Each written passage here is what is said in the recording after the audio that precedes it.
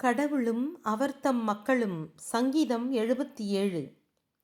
என் மக்களே, என் போதனைக்கு செவிசாயுங்கள்.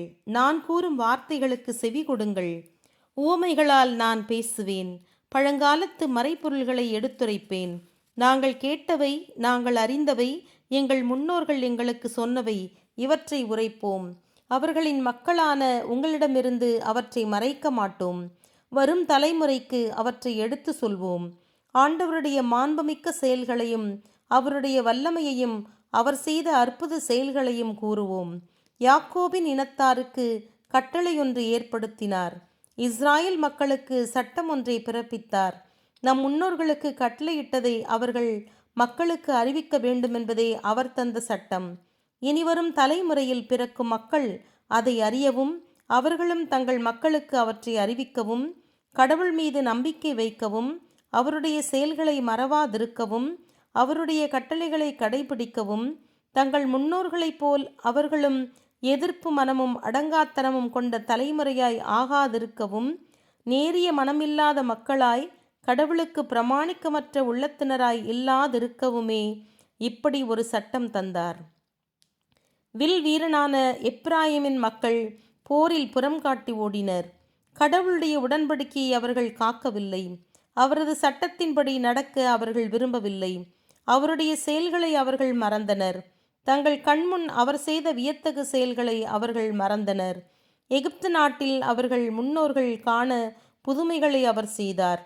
தானிஸ் சமவெளியில் அவற்றை செய்தார். கடலை பிளந்து அவர்களை வழி நடத்தினார். நீர்த்திரளை அணை போல் நிற்கச் செய்தார். பகலில் மேகத்தினால் வழிகாட்டினார். இரவு முழுவதும் நெருப்பின் ஒளியினால் வழி நடத்தினார். பாலை வெளியில் பாறைகளை பிளந்தார். ஆறுபோல் நீர் பெருக்கெடுக்க செய்தார். அவர்களுக்கு குடிக்க தண்ணீர் கொடுத்தார். பாறையினின்று நீரோடை வெளிப்படச் செய்தார். ஆறுபோல் அதனை பாயச் செய்தார். அப்படி இருந்தும் அவர்கள் அவருக்கு எதிராய் பாவமே செய்தனர். பாலை வெளியிலே உன்னதமானவரை எதிர்த்தனர். கடவுளை அவர்கள் பரிசோதிக்க துணிந்தனர். தங்கள் இச்சையின்படி உணவு கேட்டனர். கடவுளை எதிர்த்து, பாலை வெளியில் கடவுள் நமக்கு பந்தி படைக்க முடியுமோ என்றனர். இதோ, அவர் பாறையை தட்டினார். தண்ணீர் புறப்பட்டது. வெள்ளம் போல் ஓடியது. இனி தம் மக்களுக்கு உணவு கொடுக்க அவரால் முடியுமா? இறைச்சி தேடித்தர இயலுமா என்றனர். இதை கேட்டபோது ஆண்டவர் சினங்கொண்டெழுந்தார். யாக்கோபின் இனத்தவருக்கு எதிராக அவரது சினம் நெருப்பு போல் பற்றியது.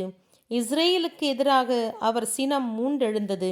ஏனெனில் அவர்கள் கடவுளை விசுவசிக்கவில்லை. அவரது மீட்பின் ஆற்றலில் நம்பிக்கை வைக்கவில்லை. ஆனால் அவரோ வானில் உலவும் மேகங்களுக்கு கட்டளையிட்டார். வானங்களின் கதவுகளை திறந்து விட்டார். உண்பதற்கு மன்னாவை மழை போல் பொழிந்தார். வானத்து உணவை அவர்களுக்கு அளித்தார். விண்ணோரின் உணவை மனிதன் உண்ணலானான். வேண்டிய அளவுக்கு உணவை அனுப்பினார். வானினின்று கீழ்த்திசை காற்று எழும்பச் செய்தார். தம் வல்லமையால் தெற்கிலிருந்து காற்று வீசச் செய்தார். தூசி போல் ஏராளமாக இறைச்சியை பொழிந்தார். கடல் மணல் போல் எண்ணற்ற பறவைகளை வரவழைத்தார். அவை அவர்களுடைய பாளையத்தில் வந்து விழுந்தன. அவர்களுடைய கூடாரங்களை சுற்றி கிடந்தன. நன்றாக உண்டனர், நிறைவு கொண்டனர். இப்படி அவர்கள் விருப்பத்தை அவர் நிறைவேற்றினார். ஆனால் அவர்கள் விருப்பம் முற்றிலும் நிறைவேறும் முன்பே, அவர்கள் உண்டது வயிற்றில் இறங்கும் முன்பே, கடவுளின் சினம் அவர்களுக்கு எதிராய் மூண்டெழுந்தது. அவர்களுள் வலிமை மிக்கவர்களை வதைத்தொழித்தார். இஸ்ராயேலின் இளைஞர்களை மடியச் செய்தார். எனினும் பாவம் செய்வதை அவர்கள் விடவில்லை. அவர் செய்த புதுமைகளையும் அவர்கள் நம்பவில்லை. ஆகவே அவர்கள் வாழ்நாளை மூச்சு போல் மறையச் செய்தார். அவர்கள் வயது திடீரென முடிவடையச் செய்தார்.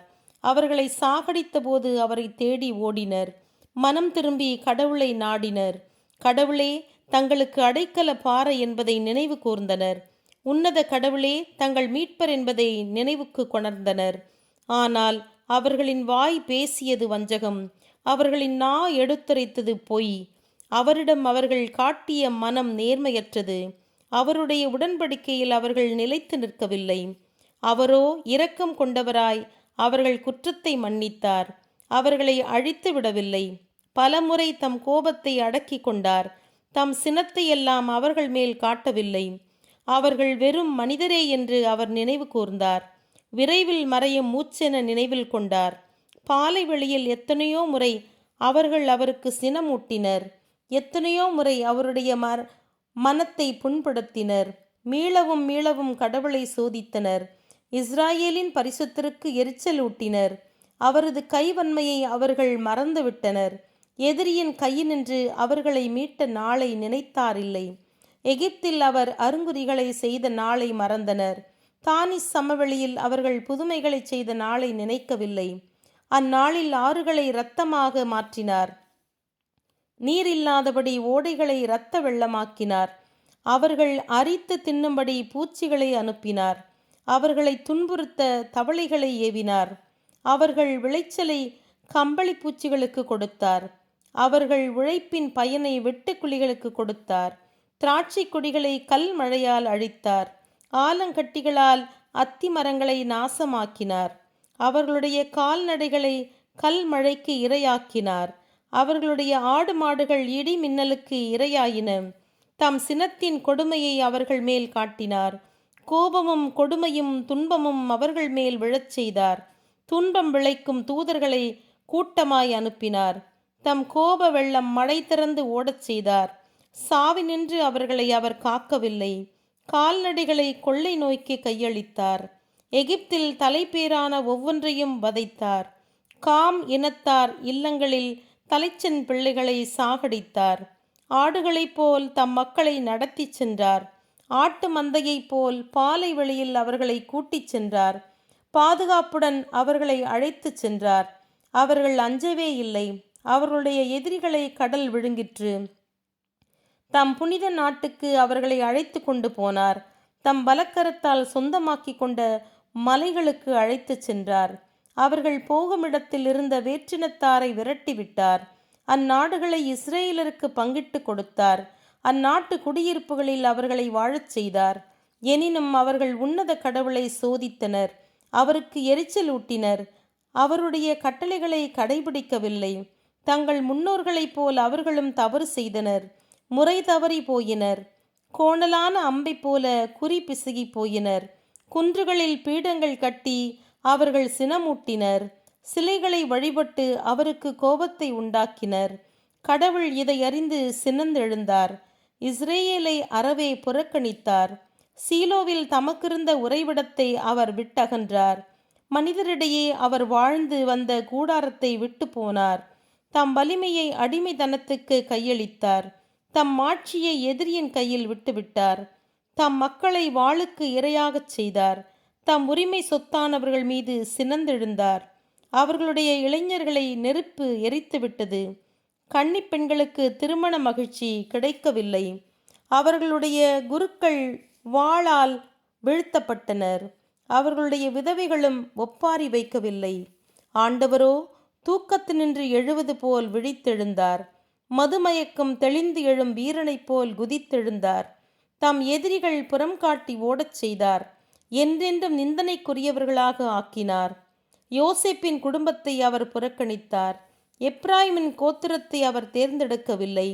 யூதாவின் கோத்திரத்தையே அவர் தேர்ந்தெடுத்தார். சியோன் மலையையே அவர் நேசித்தார். வானம் மட்டும் உயர தம் திருத்தலத்தை நிறுவினார். என்றென்றும் நிலைத்திருக்கும் பூமியைப் போல் அதை ஆக்கினார். தம் ஊழியன் தாவீதை அவர் தேர்ந்து கொண்டார். ஆட்டு கிடைகளினின்று அவரை பிரித்தெடுத்தார். கரவல் ஆடுகளின் பின் திரிந்த அவரை அழைத்து கொண்டார். தம் மக்களான யாக்கோபின் இனத்தாரை, தம் உரிமை சொத்தான இஸ்ரேலை மேய்க்கச் செய்தார். அவரும் நேர்மையான உள்ளத்தோடு அவர்களை மேய்த்தார். மிகுந்த கைத்திறனோடு அவர்களை வழி நடத்தினார். ஆமென்.